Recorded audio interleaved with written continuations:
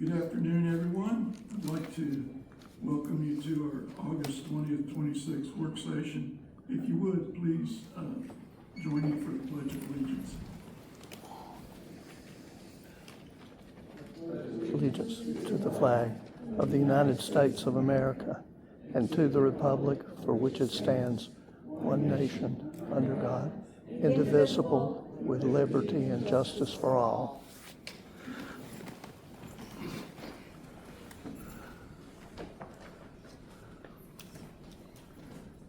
Thank you.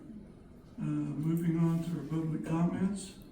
But first, I'd like to read a statement. And in all fairness to everyone,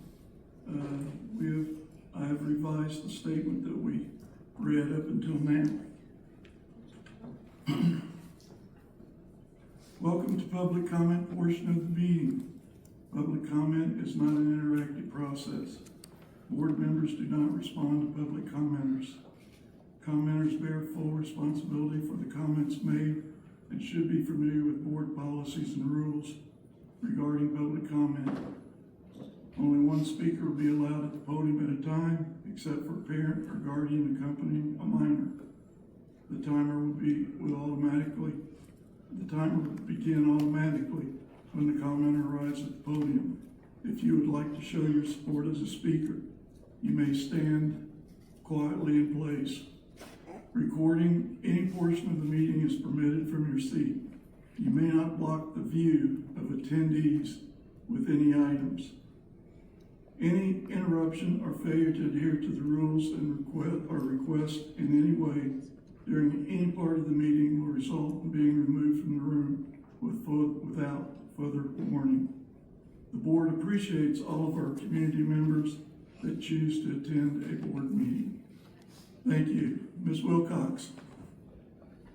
Thank you, Mr. Chair. Our first speaker is Susanna Rossell, to be followed by Jenny Peterson. And if I mispronounce a name, please feel free to correct me.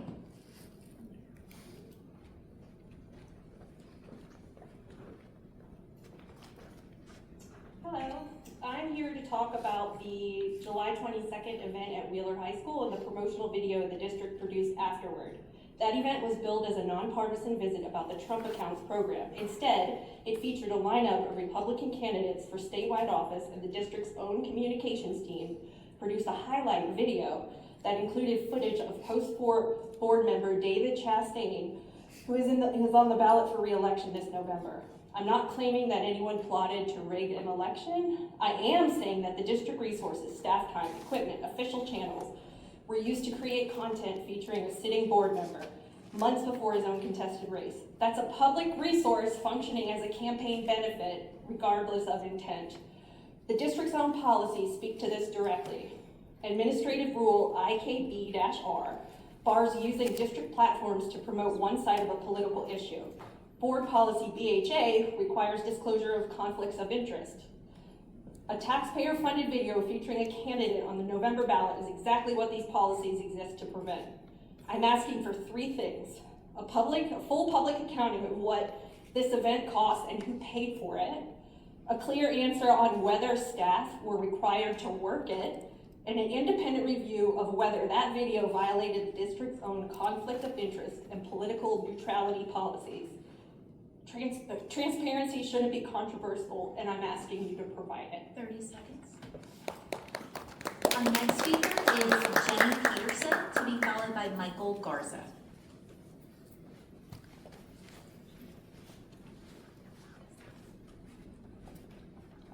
Hello, Board, Mr. Superintendent. My name is Jenny Peterson. I'm a Cobb parent, Cobb taxpayer, Cobb resident, Cobb landowner, and also a small businesswoman in the community. We know that you don't listen to me, though, and we know that you don't listen to a lot of us, but you do need to listen to your staff and your faculty who have responded to a request from Watching the Funds that they send their thoughts about Superintendent Ragsdale's welcome back address this year. Here are some of the anonymous responses that Watching the Funds received. There was expression of fear of retaliation. I have no way to voice my concerns without jeopardizing my job, one person wrote. Thank you to Watching the Funds for what they do. Many others responded to the superintendent's remarks concerning a school board candidate, calling them, quote, wildly inappropriate that he spoke so condescendingly about a school board candidate. It was a conflict of interest. Again, his tirade on sexually explicit books was also directed at a current board member candidate.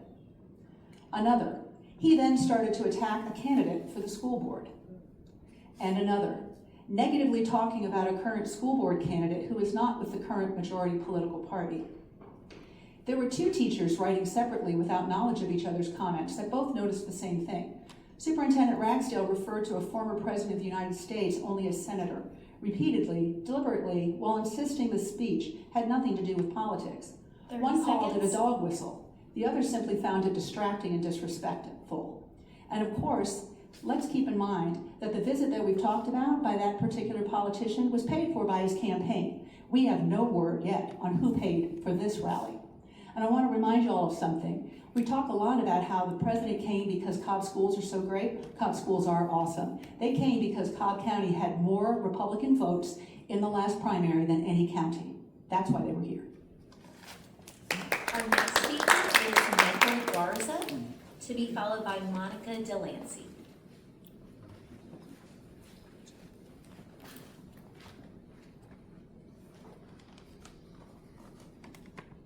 Last month, our superintendent addressed our teachers and staff at what was supposed to be a kickoff rally ahead of the new school year. Instead, it turned into a political speech in which he perpetuated the myth that our media specialists are stocking our kids' libraries with porn, that teachers who oppose his book ban shouldn't be anywhere near education, and attacked their ability in the classroom if they didn't agree with the Trump visit. The theme was that his one-team concept means that every staff member should be on board with his actions and labeling everyone else as outsiders. This was universally panned by our staff, with one teacher telling me, in my decades of teaching, morale has never been this low. What Mr. Ragsdale fails to see is that he is the outsider, not us. His only tie to Cobb is a contract. Unlike the super, we chose to educate our children in Cobb schools. We are crucial members of the one team that drive the success of our students. We are in our schools every day as part of our PTAs and foundations, supporting our teachers in our classrooms, bringing parents into the educational experience of our children. We support classroom enrichment programs, buy room supplies, and pay for reading curriculum, necessary when district leadership thought the curriculum was a fad until the state required it. We are invested in the success of our children, not just our own children, but all children within our schools. That investment is something sorely lacking in our leadership right now. 30 seconds.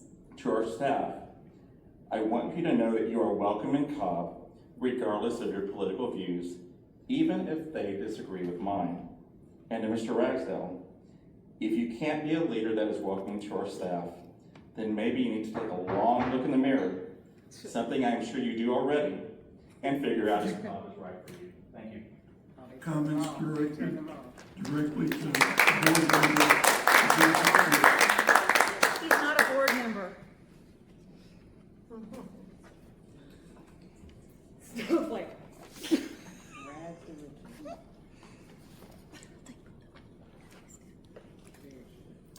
Our next speaker is Monica Delancey, to be followed by Lisa Spessard. Yes, I bring you greetings from Mableton, Post 3 area. I want to commend all of the agencies and organizations that hosted the Back to School events. Cobb County Sheriff Owens, also Community Task Force, Hot Springs Task Force, with the Hope Outreach Center and the Impact Pastors Committee, as well as our Cobb County State Clerk Tanisha Phillips and our District Attorney Sonia Allen. Giving out, I think, a combined total of over 10,000 book bags to families to get students ready for the school year. We need to commend them. Also, I want to speak about the fact that the entire feeder pattern, public feeder pattern, is qualifying for a free lunch because 35% of the households rely on food stamps. And all of us know that the criteria to use to get food stamps, a family of 4 household income making less than $30,000 a year qualifies for food stamps.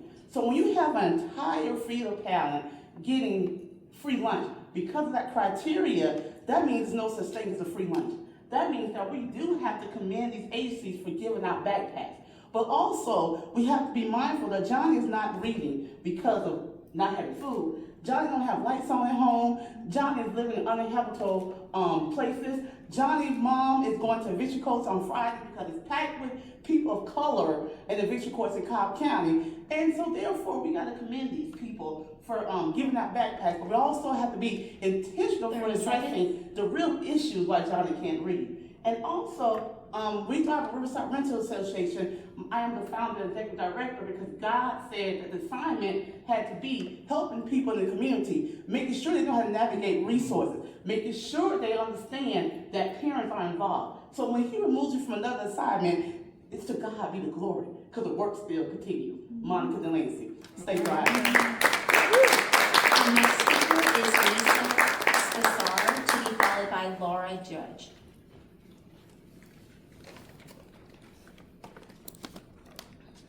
Hi, I'm Lisa Spessar. I'm a parent of 2 Cobb County School District graduates, both who've gone on to Georgia and Georgia Tech. I have been an active volunteer at their schools when I was there, and I'm very proud to be a Cobb County resident. I'm here today speaking for teachers who feel that they can't speak for themselves about the superintendent's welcome back speech to 15,000 educators. One teacher noted that the hypocrisy immediately, quote, ironically, while repeatedly insisting that politics have no place in education, much of his speech centered on politically charged topics instead. Another called it what it was. The vitriol he spewed today crossed a line, even for him. And one simply described how it left them feeling beat down and attacked. These are not the reflections of people who misunderstood the moment. They are the reflections of professionals who understood it perfectly clear, and they were disturbed by what they saw and they heard. A welcome back speech is supposed to set a tone of trust between leadership and the people doing the work. Instead, our teachers walked away asking, do they have a superintendent who serves them, or one who expects to be served? That question should not exist after a back to school kickoff. It exists because of what he said and how he said it in front of every educator in the district. Our next speaker is Laura Judge, to be followed by Lori Melander. Good afternoon. Seems we have a theme here. A welcome back speech should do exactly that. Welcome people back. It should thank teachers and staff for the work they do. It should recognize the challenges ahead, set a positive direction, and remind everyone why we are here, for the kids. But that is not what many Cobb educators say they experienced. One employee said, many of us left there feeling beat down and attacked. Another said, I've been to a lot of boring and pointless kickoff speeches. Until now, I have never felt insulted during one. Others described the speech as tone deaf and polarizing. One employee said, I stopped listening halfway through because my blood was boiling. Another simply said, he left me in shock and poor spirits. Think about that. These are the people we trust with our children every day. They deserve a superintendent who respects their time and inspires them for the year ahead. Instead, some walked away feeling attacked, insulted, and discouraged. One employee put the leadership problem into terms every educator understands. If this was a TKDS observation, all ones. That may get a laugh, but the issue is serious. Leadership comes with accountability. When employees tell us they feel unheard and disrespected, our leadership should listen. When taxpayer-funded events leave staff questioning the person leading them, our board should pay attention. Our teachers have enough on their shoulders. They deserve leadership that brings people together, respects their work, and keeps the focus where it belongs, on our students. Our final speaker is Lori Melander.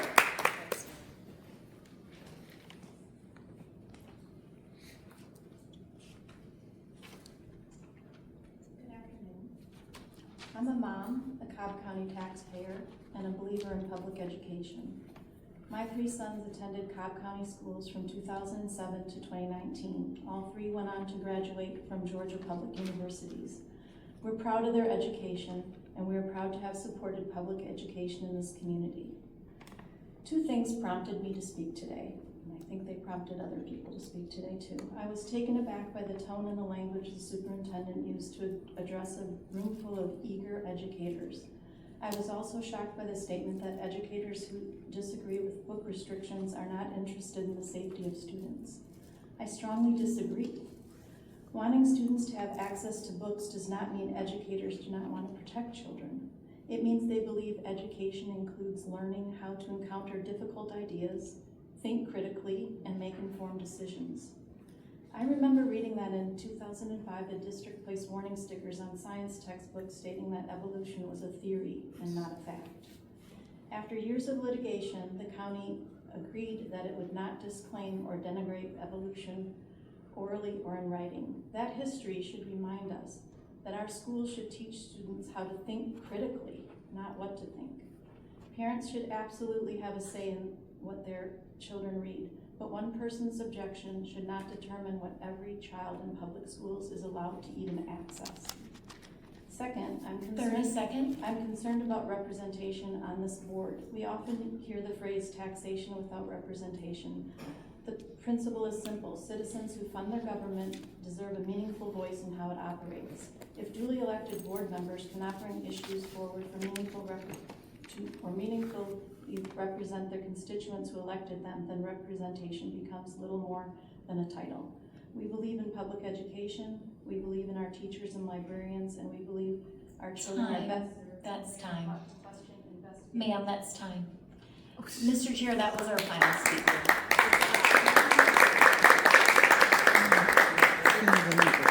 Thank you, Ms. Wilcox. 5, 4, 3,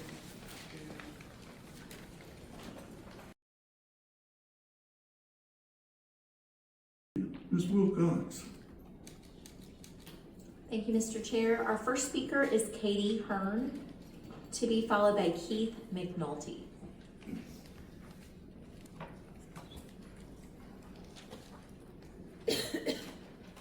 Hello there, I'm Katie. I am a proud parent of 2 Hillgrove High School graduates, one of whom has been recognized twice by this board in this room at a meeting similar to this. Today I'm here to speak up for our teachers though, because they don't feel safe speaking up for themselves. Just days before school started, every teacher in this district had to watch Superintendent Ragsdale, his welcome back address. Teachers were asked how these comments made them feel. What came back wasn't just disappointment. Teachers were disheartened and stunned by their superintendent's lack of professionalism and leadership. One wrote, "I've been in this district almost 15 years. Until now, I've never felt insulted during a welcome back address." Another said, "Had that been a teacher rambling on like he did, I'm sure we'd be reprimanded. The speech was completely unprofessional and insulting." Another wrote, "I think Mr. Ragsdale needs a lesson in U.S. history. His references have me befuddled." And another called it wildly inappropriate that he spoke condescendingly about a school board candidate, a conflict of interest in a speech meant to be inspirational. One teacher put it plainly, this was a missed opportunity to inspire the people who show up for our kids every day. These teachers and our school community deserve better. Thank you. The next speaker is Keith McNulty, to be followed by Christina Larson.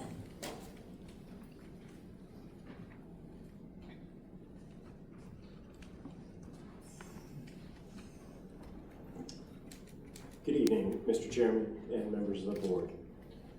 I want to begin with your own Cobb School Board Policy BA, which requires encouragement of diversity in viewpoints. Georgia's Code of Ethics for Educators reinforces that principle, stating that educators should respect the right of others to exercise independent thought and to express constructive criticism in an appropriate and professional manner. That matters because the superintendent should not serve a partisan Republican agenda. He serves every student, parent, teacher, employee, and taxpayer in Cobb County. His responsibility is to lead the entire community, including those who disagree. The superintendent's partisan kickoff speech on July 29th vilified everyone who disagrees with him, referring to his critics as evil and promoters of sex trafficking. His demagoguery and doublespeak were clear violations of the written standards of the school board and the code of ethics. He claims his book ban protects children, but actually uses our students as props in a politicized culture war targeting the LGBT community. His Trump rally at Wheeler High School featured 9 political speeches with no speakers of color, with a Jim Crow 30 message. seconds. Whites only. The Code of Ethics requires honesty, integrity, and professional conduct, standards that apply most of all to the person leading this school district. The question facing you is whether someone who weaponizes his office to divide the community and demonize the people who disagree is fit to serve. The board has a duty to uphold policy BA and the Code of Ethics. We demand the board terminate the superintendent for cause immediately. We deserve better leadership now. Our next speaker is to be followed by Beverly Wynn. Good evening, members of the board. My name is Christina Larson. I am a resident and taxpayer living on Old Kemp Road Northwest, directly adjacent to Allatoona High School. I am here tonight to address a severe, ongoing campus security breach and neighborhood safety hazard that local school administration is actively ignoring. At the dead end of Old Kemp Road sits a secondary perimeter access gate to the Allatoona campus. This gate was explicitly installed as a temporary construction access point of the initial building of the school. At that time, our residential community was formally promised by both county and school planning authorities that this gate would be permanently closed and secured once construction concluded, reserved strictly for rare emergency vehicle access. Despite those binding stipulations, this perimeter security gate is routinely being left open, unlocked and wide open. As a result, our narrow residential dead-end street has been turned into a dangerous, unpermitted cut-through and turnaround zone for student drivers, parents, and commercial vehicles. Worse still, leaving a campus perimeter gate wide open creates an unmonitored point of entry onto school grounds, completely bypassing the mandatory safety and screening protocols that this district heavily emphasizes. I have repeatedly emailed the Allatoona High School's principal office asking for this gate to be padlocked. These communications have been completely ignored. Cobb County Code Enforcement has investigated but confirmed they lack jurisdiction to 30 issue seconds. zoning citations on school district-owned land. Because local administration refuses to act, the responsibility falls to the district level. I'm asking the board and superintendent to intervene immediately. We're not asking for a complex facility overhaul. We are asking for a simple padlock to secure a gate that should have been locked years ago. Please enforce your own site plan commitments, protect your campus perimeter, and be a responsible neighbor to the tax-paying families on Old Kemp Road. Thank you. Our next speaker is Beverly Wynn, to be followed by Joel Becker.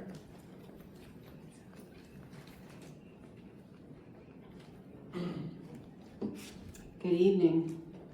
I've lived long enough to know that time is valuable, and when you are responsible for thousands of employees and many millions of taxpayer dollars, you have a duty to use both wisely. That's why I was troubled by what I heard from employees after the superintendent's welcome back speech.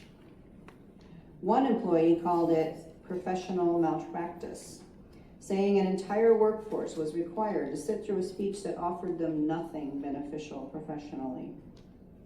Another employee did the math. With roughly 15,000 employees attending, that person estimated the district lost 7,500 hours of productive time. Think about that. Thousands of hours our teachers could have been preparing classrooms, planning lessons, meeting with their teams, getting ready to welcome our children. Instead, one employee described the event as holding everyone hostage for look at me moments. That is a terrible way for employees to feel at the beginning of a school year. I remember when we expected leaders to respect people's time. I still expect that. Our teachers work hard. Our taxpayers work hard. Neither should be taken for granted. The superintendent's time belongs to him. But when he gathers thousands of public employees on taxpayer-funded time, that time belongs to the public. Use it wisely, respect our teachers, respect our taxpayers. Thank you. Our next speaker is Joel Becker, to be followed by Heather Tollybear. Excuse me.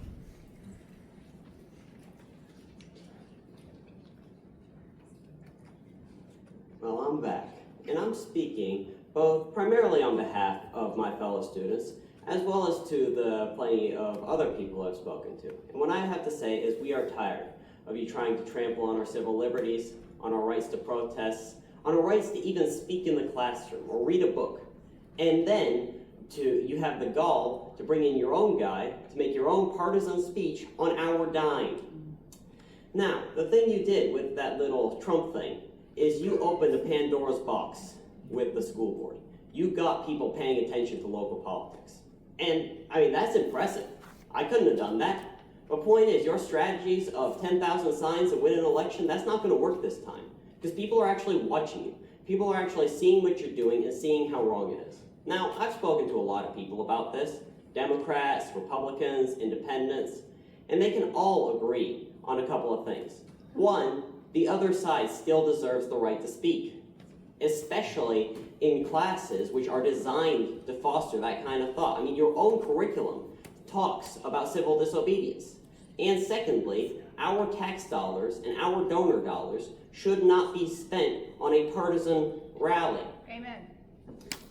Now, I mean, you could try to act right. I know you're not going to, so I'm going to skip that portion of this speech. But, yeah. And by the way, if you try to come after 30 me seconds. with school discipline and whatnot for this speech, that's just going to be more negative PR. I'm not afraid of the school board, and you should be afraid, especially with such a tight election, you should be afraid of more negative PR. Is Heather Tolly-Bauer, to be followed by Catherine Bousset. I'm sorry, please correct my pronunciation. Please let the record reflect that was a student. Heather Tolly-Bauer, Washington Defense Cobb. Superintendent Ragsdale started his welcome back speech telling teachers he would take a bullet for them, and then he insulted them. That's not just my take, it's theirs. And to be fair, one teacher told us that he may not be the most eloquent speaker, however, he is a good leader. But that is not what the rest said. He said they're trying to use you to condition kids for something as tragic as trafficking. How dumb does he think we are? Incredibly inappropriate to accuse teachers of grooming students for sex trafficking just because they don't support book bans. The public has a right to know about the disparaging rhetoric we were forced to endure today. Unfortunately, I have no way to voice my concerns without jeopardizing my job. My superintendent told me I don't belong in the classroom. He said if I sound, and I'm cleaning it up, ticked off, it's because I am. Well, that makes two of us. The waste of taxpayer funds has no rapport with his staff or the people he supposedly serves. I would like to see the superintendent removed from this position. Today would be nice. Like so many people who manipulate and gaslight, he tried to pull on our heartstrings. Not one mention of any student success. I was very uncomfortable with the superintendent's words. He left me in shock and poor spirits. These are the people who are the backbone of this district, the true heroes who protect, educate, and inspire our kids every day, often digging into their own pockets and taking time away from their own families. Mr. Ragsdale had one job to do, motivate and inspire them, and he failed. And our teachers deserve better. And to quote him, if I sound pissed off, it's because I am. Next speaker is Catherine Bousset, to be followed by Sawyer Warren. So it's Bussy. Thank you so much. And in France, I am Madame Bus. So it's Okay, duly noted. Thank you. So I came tonight because I'm increasingly concerned by the chaos and confusion that I see sown in this room. Month after month, we hear constant accusations that the district wastes money on lawyers, legal fees, is systemically racist, and that removing sexually explicit and inappropriate materials from school media centers is banning books, transphobic or homophobic. There's rarely anything positive that gets mentioned, such as all the students that were acknowledged tonight and our school's high academic performance. The same people who complain about hiring, about the cost of hiring outside counsel, simultaneously support lawsuits where the plaintiffs receive pro bono representation. Their lawyers may be free to them, but the districts are not, and Cobb taxpayers are forced to foot that bill. I'd like to know what we've spent defending lawsuits brought by the teacher who was fired for violating Georgia's divisive concepts law and 2 disgruntled women who sued because they didn't get a chance to speak at a board meeting, which, as I understand, has been dead-docketed. So we wasted money on that. If racism were truly the concern of some of these people, then why are they still hanging on to the SPLC and supporting the SPLC's representation of one of those litigants?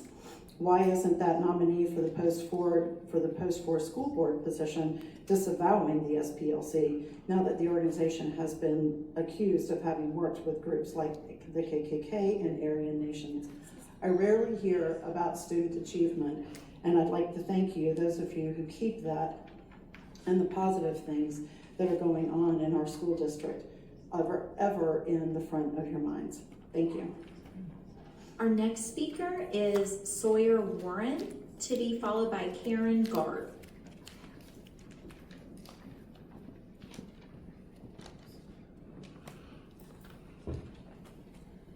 Good evening. My name is Sawyer Warren, and I'm a senior here in Cobb County. Mr. Ragsdale, look at me when I'm talking to you. In 3rd grade... No, sir, you wait. You address the board, you don't address individuals. Okay? And you may proceed carefully. Restart his time. Restart time, please. You can reset his time if he likes. Thank you. Reset my time, please. You may proceed. May the board look at me while I speak? Thank you. Good evening, my name is Sawyer Warren. I'm a senior here in Cobb County. In 3rd grade, my elementary school held an annual book fair. But this year's was different. Tucked away in a corner, they had a middle school section of books. And I was confident in my RI score, so I walked over. I was just in 3rd grade, but I was confident I could read at that level. I picked up a book, and what I found inside disgusted me. On the 9th page, it had a word so vile that I couldn't believe my 10-year-old eyes. It said the word damn. I recoiled, I shut that book and I shoved it back on the shelf. But I'm glad that moment happened to me, because it taught me about self-regulation. It taught me that if I don't like the content of what I'm reading, I can put the book down. And that my one opinion doesn't need to deny the literature that my peers can read to any of them. And so, the board, when you underestimate my generation's ability to make decisions for ourselves, I feel offended. When you brought politics into Wheeler High School no more than a month ago, I felt offended. When you disrespected my beliefs, my peers' beliefs, and when my teachers' beliefs, I felt offended. And if you remember anything of what I've said today, remember this. 30 seconds. By banning books, we're not protecting students from harm. We are robbing them of their experience to be uncomfortable. And it is in those moments that students like myself truly grow. It is in those moments, like at the kickoff, where it is our leadership's job to build a team, not build resentment within the people that serve my generation every day. Great job. Great job. To be followed by Elsie Seaman.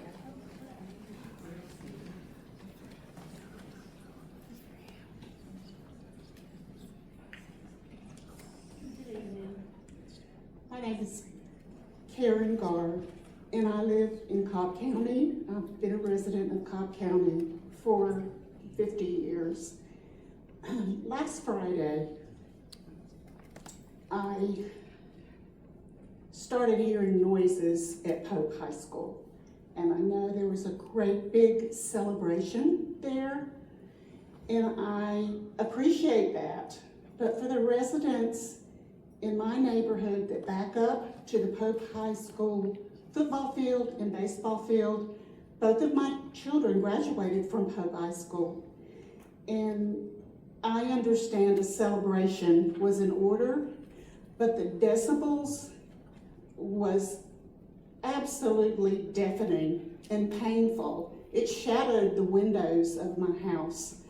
I called the high school to complain. I called members here, left messages. Only Ms. Burrell called me back on Monday. We were never warned of the noise level all the way up to past 10 o'clock and again at 11 o'clock. And then at 11 o'clock, there were super duper fireworks, okay? So I feel like a celebration like that, yes, but let the residents know, put a flyer out, let us know what to expect. I'm elderly, I love living in Cobb County, and you go Pope High School and all of the other high schools, but give the residents and taxpayers of Cobb County a little heads up, okay? Thank you very much. Our next speaker is Elsie Sino, to be followed by Ara, please correct me when you get up here, Ali. Okay, she's my neighbor, and she had another issue. Could I tell you? I'm sorry, can you hear me now? Yes. Okay, she's my neighbor. She agrees with what I said, but one other issue there, which I think is most important, is the huge lights, I don't know what you call them, the stadium lights. Pope High School, and I've known this for years because I can see the lights when they come on and they go off. Many, many, many nights, those lights stay on all night long, okay? It's my understanding. Ma'am. Is your neighbor not coming tonight? She's with me, but she's shy. Oh, she's shy, okay. She can speak if she'd like, but we can't have you speak 2 times in a row. Okay. So I'm sorry. Thank you so much. Stand up here with her? We only allow one person at the podium at a time. I'm sorry. You can do this, you got it. You got My this. house directly backs up to the field at Pope. And those Clegg lights are on, they're left on day after day. Is there anyone in charge of setting time frames so that the Clegg lights are not on all day and all night and all the next day and all the next night? That's my question. Is there anyone in charge of regulating the Clegg lights and when they're on?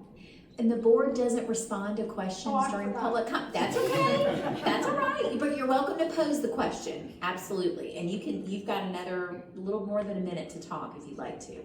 Well, I would really like an answer. I don't know how to get that answer. Can you tell me? Thank you, ma'am. Thank you. We'll get you the back answer. with you. Someone will get you the answer. Okay. Terrific. That's all I have to say.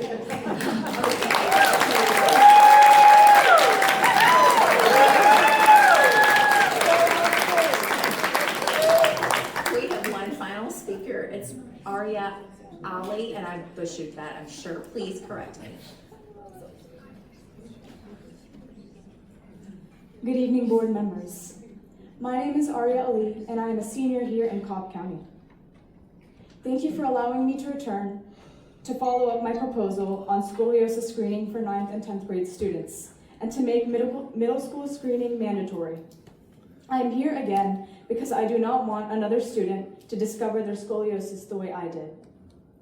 Walk through any high school and you will see students spending hours slouched at desks and computers or carrying heavy 15 to 20 pound backpacks every day. While the poor positions themselves contribute to worsening spinal posture, the backpacks can strain additional strain on the back and worsen discomfort for students who already have an undetected spinal curve. Most importantly, students are still growing well into high school. Scoliosis can progress quickly through growth spurts, yet the screenings stop after middle school. We may be screening students before some curves have even fully developed, and then stopping just as students enter another important period of growth. And when scoliosis is discovered late, the physical treatment is not the only challenge. For a teenager, wearing a large, very uncomfortable back brace to school every day can be embarrassing and emotionally difficult. To me, it feels like having another person walking with me, and it's something impossible to hide from my classmates. Early detection may mean identifying a curve before it progresses to that point of mental stress. 30 seconds. Making middle school screening mandatory while adding 9th and 10th grade screening in high schools would provide one more opportunity to identify students before their curves become severe. There is a high school student sitting in a classroom today who may not know that their spine is beginning to curve. You have the opportunity to find that early. I respectfully ask you to continue considering this proposal and give our high school students one more opportunity to be screened. Please. Thank you for your time and consideration.